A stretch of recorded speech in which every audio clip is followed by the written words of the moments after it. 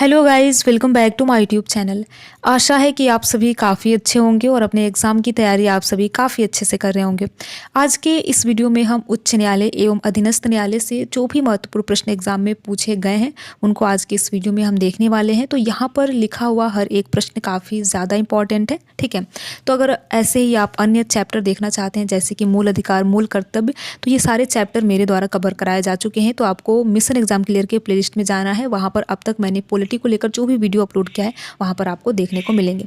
तो ये उच्च न्यायालय और अधीनस्थ न्यायालय का पार्ट सेकंड है। पार्ट फर्स्ट मेरे द्वारा अपलोड किया जा चुका है। अगर आपने वो वीडियो नहीं देखा है तो एक बार ज़रूर देखें।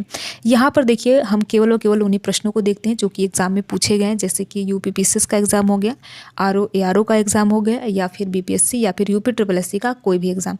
देखिए, जो प्रश्न होता है वो चीज़ें बदलती नहीं है, वही पूछी जाती हैं, ठीक है। देखिए, करंट अफेयर्स बदलता है लेकिन जो चीज़ें हैं जैसे कि पॉलिटी, ज्योग्राफी, ठीक है, इकॉनमी, साथ ही साथ हिस्ट्री, ये सारी चीज़ें बदलती नहीं है, केवल व केवल वही रहती है। थोड़ा सा बदलाव करके प्रश्नों को पूछ लिया जाता है, बाकी करंट अफेयर्स चेंज होता है, आप सभी को पता है। तो यहाँ पर देखिए, अगर हम पहला प्रश्न देखें, यहाँ पर देखिए पहला प्रश्न है कि कौन सी एक याचिका अधीनस्थ न्यायालय की कार्यपद्धति का परीक्षण करती है। यहाँ पर प्रश्न पूछा गया है कि कौन सी एक याचिका अधीनस्थ न्यायालय, आप सभी को मैंने पहले के वीडियो में बताया था उच्च न्यायालय और अधीनस्थ न्यायालय के बारे में, ठीक है। थोड़ी सी बात हम कर लेते हैं। देखिए, उच्च न्यायालय जो होता है वो राज्य स्तरीय होता है, ठीक है। उच्च न्यायालय राज्य स्तरीय होता है और अधीनस्थ न्यायालय की बात करें तो ये जिला स्तरीय न्यायालय होता है, ठीक है। तो कौन सी एक याचिका अधीनस्थ न्यायालयों की कार्यपद्धति का परीक्षण करती है, तो उत्प्रेषण जो है ये अधीनस्थ न्यायालयों की कार्यपद्धति का परीक्षण करती है। उत्प्रेषण का मतलब क्या होता है, तो रिट, ठीक है, रिट को उत्प्रेषण कहा जाता है। तो रिट क्या होता है, देखिए, न्यायालयों के द्वारा जारी किया गया विशेष आदेश को ही रिट कहा जाता है। अगर हम इसके प्रावधान की बात करें तो आर्टिकल, ठीक है, आपको याद रखना है कि आर्टिकल 32 और साथ ही साथ आर्टिकल 226 में रिट जारी करने का प्रावधान दिया गया है। तो इस प्रकार से देखिए प्रश्न ऐसे भी बन जाते हैं, तो आपको अच्छे से प्रश्नों को देखना है, ठीक है। अगला प्रश्न है, देखिए अगला प्रश्न यहाँ पर हम देखते हैं, कौन सी एक रिट न्यायालय में कार्यलंबित होने की दशा में लागू की जाती है।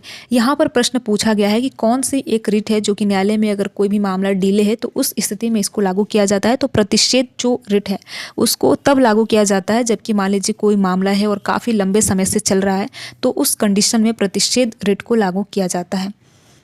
अगला प्रश्न है, उच्च न्यायालय की परमादेश जारी करने की शक्ति किसके अंतर्गत आती है। यहाँ पर प्रश्न पूछा गया है कि उच्च न्यायालय की परमादेश जारी करने की शक्ति किसके अंतर्गत आते हैं। तो देखिए, संवैधानिक के अंतर्गत आते हैं, सांविधिक के अंतर्गत आते हैं और मौलिक अधिकार के अंतर्गत आते हैं, ठीक है।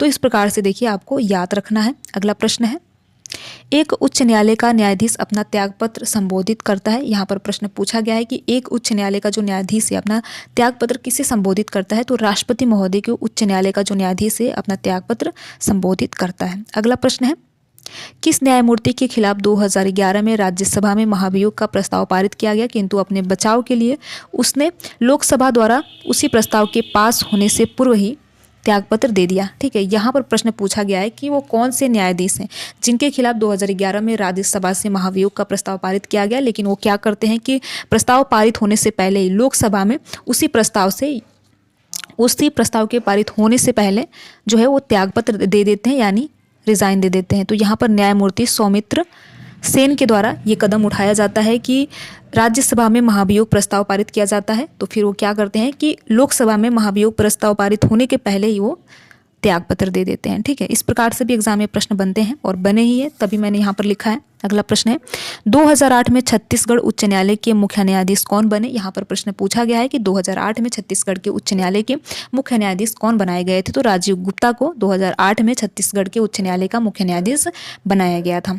अगला प्रश्न है, उच्च न्यायाधीश शब्द संविधान के किस अनुच्छेद के अंतर्गत आता है। यहाँ पर पूछा गया है कि जिला न्यायाधीश शब्द, ठीक है, जिला न्यायाधीश शब्द संविधान के किस अनुच्छेद के अंतर्गत आता है। तो आपको याद रखना है कि आर्टिकल 233 के अंतर्गत जिला न्यायाधीश शब्द आता है।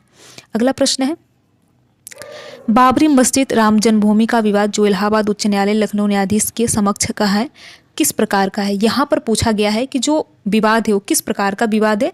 तो यहाँ पर देख सकते हैं स्वतात्विक अधिकार मुकदमा है, ठीक है। यहाँ पर देख सकते हैं स्वतात्विक धार, ठीक है, स्वत्वताधिकार मुकदमा है, ठीक है। यहाँ पर आप शब्द देख सकते हैं स्वताधिकार मुकदमा है। अगला प्रश्न है, किस उच्च न्यायालय ने यह फैसला दिया कि एक ही बार में 3 तलाक कहने से तलाक होना गैर कानूनी है? यहाँ पर प्रश्न पूछा गया कि किस उच्च न्यायालय के द्वारा ये फैसला दिया गया कि एक ही बार में 3 बार तलाक कहने से तलाक होना गैर कानूनी है। तो उच्च न्यायालय के द्वारा ये कहा गया कि एक ही बार में 3 बार आप तलाक कहते हैं तो ये गैर कानूनी है। आप सभी को मैंने जब सुप्रीम कोर्ट के बारे में बताया था, सुप्रीम कोर्ट के बारे में, तो एक प्रश्न आया था, तो उसमें मैंने आपको सायरा बानो का जो केस है वो आप सभी को बताया था, जो कि उत्तराखंड की एक मुस्लिम महिला थी और उन्होंने चैलेंज किया कि 3 बार तलाक कहने से तलाक नहीं होता है और इसे बाद में आप सभी को पता है कि इसे असंवैधानिक 2017 में बना दिया गया है। तो ये केस भी पूछ लिया जाता है कौन सा केस है, तो आपको याद रखना है सायरा बानो बनाम भारत संघ एवं अन्य। ठीक है, तो इस प्रकार से आपको याद रखना है। अगला प्रश्न है, विधि आयोग के किस अध्यक्ष ने अपनी रिपोर्ट में समर्थन किया कि प्रत्येक उच्च न्यायालय के 1/3 न्यायाधीश दूसरे राज्य के होने चाहिए?